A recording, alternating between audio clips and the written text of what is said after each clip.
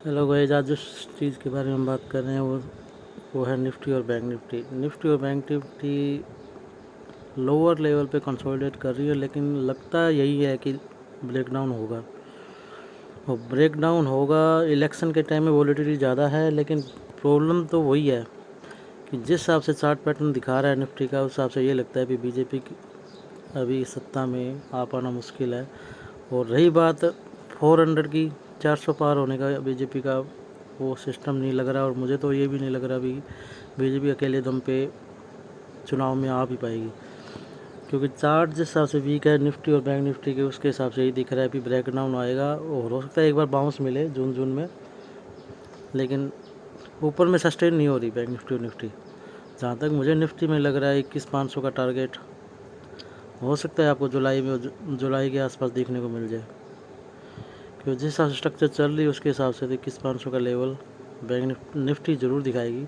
और रही bank Nifty की बात, तो बैंक निफ्टी के अंदर भी चार्ट ज़्यादा स्ट्रॉन्ग नहीं है, और जिस हिसाब से बैंक निफ्टी दिख रही है उसके हिसाब से तो हम यही कह सकते हैं कि थोड़ा सा मुश्किल है।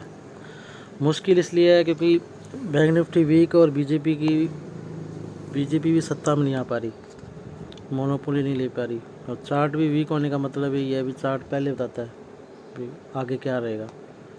और इस हिसाब से मेरे को भी बैंक निफ्टी में यही लग रहा है, अभी बैंक निफ्टी वीक रहेगी। So be alert guys, profit booking का टाइम आएगा।